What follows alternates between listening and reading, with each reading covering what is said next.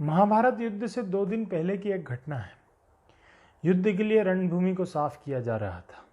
बड़े बड़े हाथियों द्वारा पेड़ों को गिराया जा रहा था। उन्हीं पेड़ों में से किसी एक पेड़ पे एक चिड़िया का घोंसला था। वो घोंसला भी जमीन पे गिर गया। उस घोंसले में चिड़िया के छोटे छोटे बच्चे थे जो अभी उड़ना नहीं सीखे थे। तभी चिड़िया की नज़र कृष्ण पे पड़ती है। वो कृष्ण के पास जाती है और बोलती है कि प्रभु, मेरे और मेरे बच्चों का जीवन आपके हवाले है, मैं क्या करूं। कृष्ण उसे कहते हैं कि अगर तुम मुझ पर यकीन करती हो तो 13 दिन के भोजन का इंतजाम कर लो।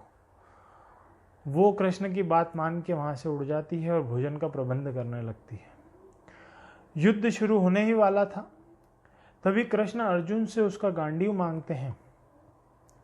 अर्जुन को बहुत आश्चर्य होता है, फिर भी वो उन्हें अपना गांडीव दे देता है। कृष्ण उस गांडीव से एक तीर चलाते हैं। तीर सामने खड़े एक हाथी को लगता है और उसके गले में बंधी हुई घंटी नीचे गिर जाती है। यह देख के अर्जुन को बहुत हंसी आती है। उसे लगता है कि कृष्ण से निशाना चूक गया, पर कृष्ण उसे कुछ नहीं कहते। युद्ध शुरू हो जाता है और 18 दिन बाद हम सब जानते हैं कि पांडवों की विजय हो जाती है। पूरी युद्ध भूमि शवों से भर जाती है। युद्ध समाप्त होने के बाद श्री कृष्ण अर्जुन को लेके फिर से रणभूमि का निरीक्षण करने जाते हैं। तभी उन्हें वहां एक घंटी दिखाई देती है जो जमीन पे पड़ी होती है। वो अर्जुन से कहते हैं कि पार्थ, तुम मेरा एक काम करोगे, इस घंटी को उठा के यहाँ से वहां रख दो। अर्जुन को फिर आश्चर्य होता है कि यहाँ इतने शव पड़े हैं, इतना काम है, और कृष्ण इस मामूली घंटी को यहाँ से वहाँ उठाने के लिए कह रहे हैं। फिर भी वो उनकी आज्ञा मानते हुए घंटी को वहाँ से उठाते हैं, और जैसे ही वो घंटी उठाते हैं सब परिवर्तित हो जाता है। वो देखते हैं कि एक के बाद एक चिड़िया के छोटे छोटे 5 बच्चे उस घंटी में से उड़ते हैं, और बाद में एक फुदकती हुई चिड़िया कृष्ण के चारों ओर चक्कर लगाती हुई वहाँ से उड़ जाती है।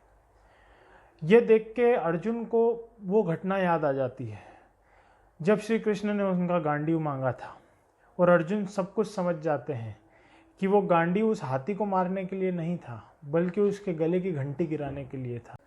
घंटी गिराने का उद्देश्य केवल और केवल उस चिड़िया और उसके बच्चों का जीवन बचाना था।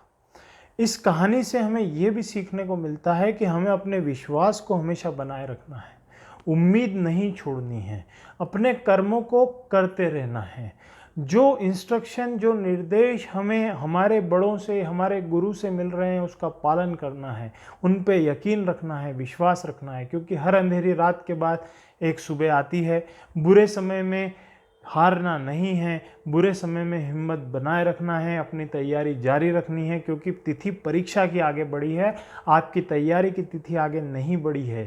तो तैयारी करते रहिए, लगातार प्रयास करते रहिए, आने वाला समय आपका होगा। धन्यवाद।